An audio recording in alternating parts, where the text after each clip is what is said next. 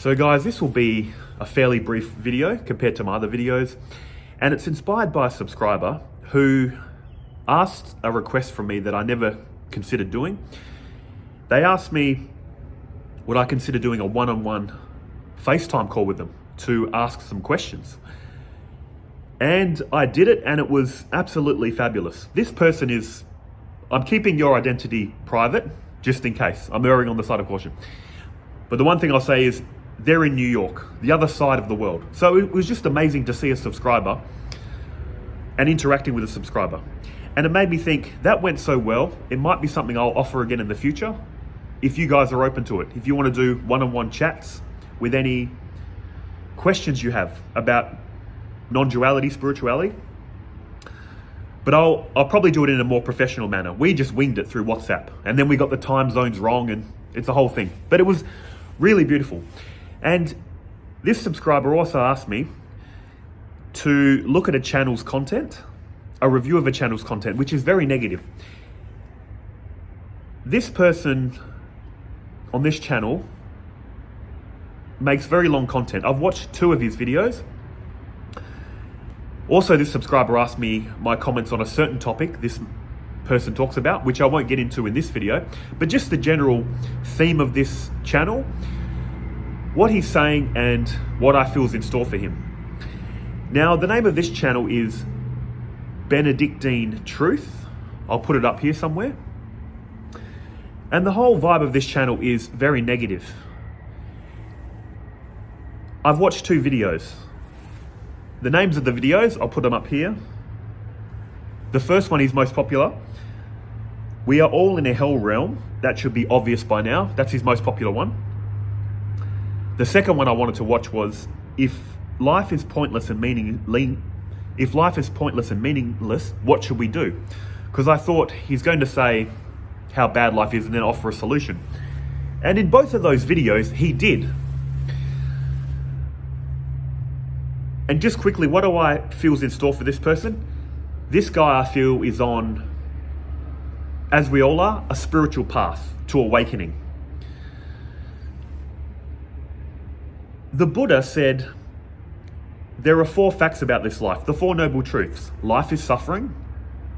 We suffer because of attachment and desire. There is a way out of suffering, and that way out is the 8-fold noble path. So that's how Buddha looked at this reality. What's the first noble truth? Life is suffering. That's what they're saying in Buddhism. That's what this channel is saying. Life is suffering. But the thing about this channel I've noticed, and many channels that are very negative, they've very heavily weighted to focusing on that first noble truth. Life is suffering. The first video I watched, it was an hour long. He spent 38 minutes saying how bad life is, how meaningless it is, it's suffering, it's hell. And I totally understand what he's saying. And a lot of people think and feel this. It is a hell realm, especially when we look at it through ego, with no alternative. He was saying things like, no one's happy. Even if you achieve everything materialistically, you think rich people are happy, well, forget about it. They're still suffering. Exactly, I agree with everything this guy's saying. And if you look at his comment section, it is just a hell of negativity. I don't want to live, this life is meaningless, all that kind of negative vibe. But at the 38-minute mark of that first video, he mentioned what I was waiting for. He said, this life is designed for us to suffer. That's the nature of it. But when you go against your nature, when you show love, compassion, going against what this reality wants you to do, that's the way out. So he would put in these glimmers of hope, which I was very happy with. But here's what I feel is going to happen with his channel. I also watched the second video thinking he'd get more into the solution, because the title of that video was Life is Meaningless, What Should We Do? So I thought, okay, this video will be briefly that life is suffering, and he will offer a big solution. But again, it took 42 minutes for him to talk about how miserable life is, and then slowly started getting into a solution of awakening, of treating this reality He got into more positivity at the 42-minute mark of a 1-hour video. And why I feel this is a problem is only for himself and his audience. Is his audience, I look through the comments and it's just so much negativity. I didn't see one comment where it said, I'm glad you mentioned a way out of this, which is do the reverse of what this reality wants. Show love, help others.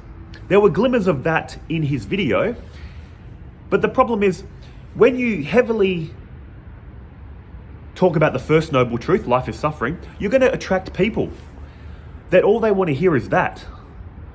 All they want to hear is life is miserable. What's the point? True, Buddha was saying that. What's the difference between his channel and a spiritual channel? His channel is heavily weighted to the first noble truth. Life is suffering, life is suffering, life is misery. What's a more spiritual channel? Just say, like myself, for example. I'll tell you that too. Life is miserable, life is suffering. But my channel is heavily weighted towards the solution. So if his channel is 90% first noble truth, my channel is 90% the solution. And to be honest, this guy, I honestly have hope for him.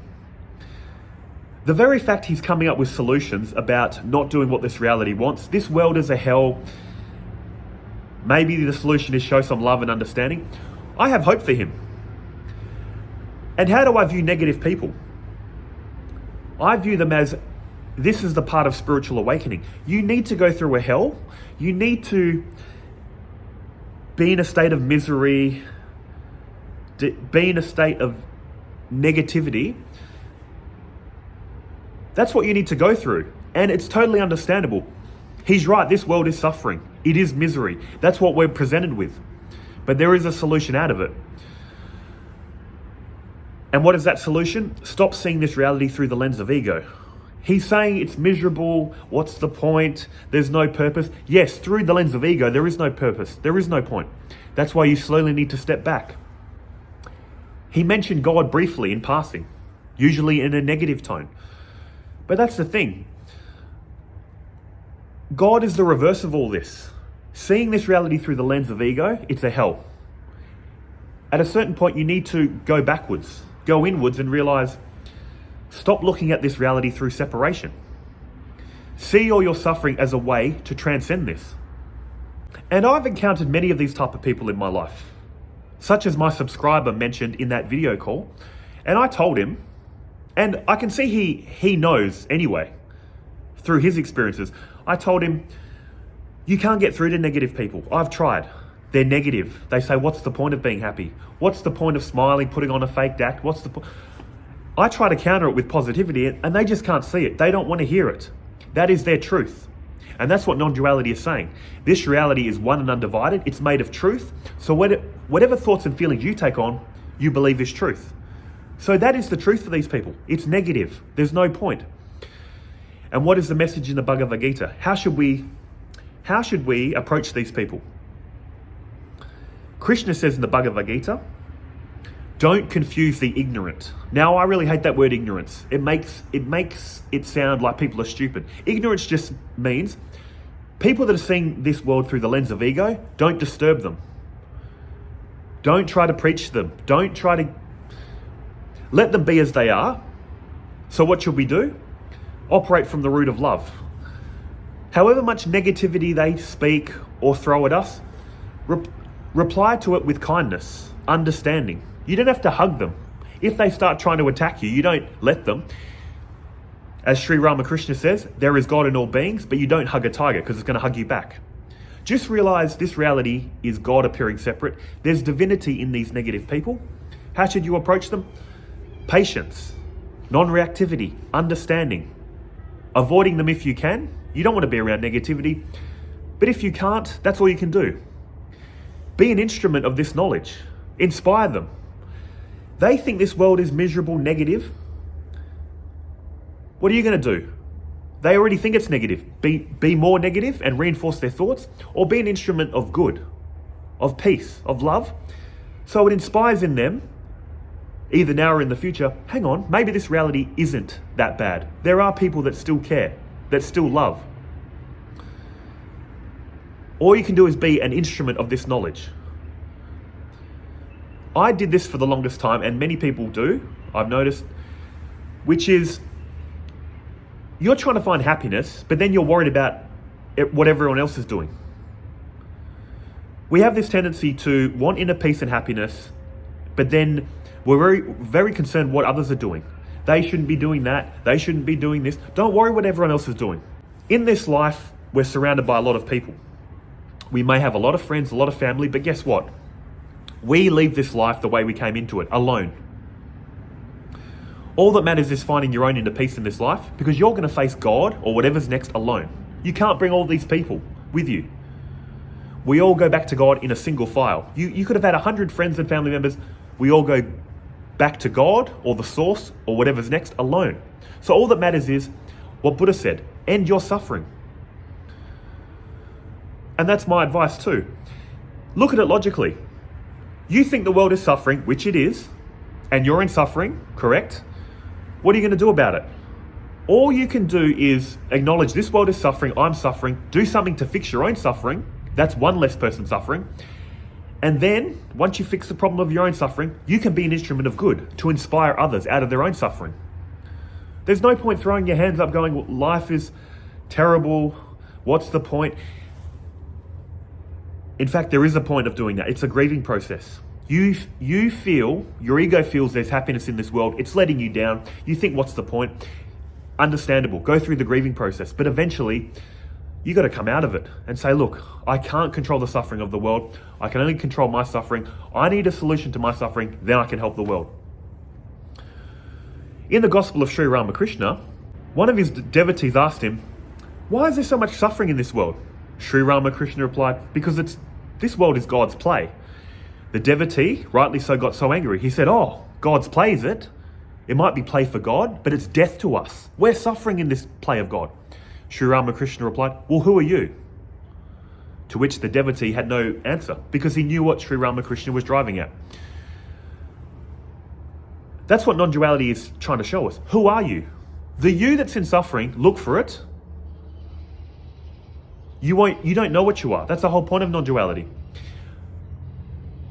The Islamic Sufi mystic Rumi summed it up beautifully. He said, when I searched for myself, I only found God. When I searched for God, I only found myself.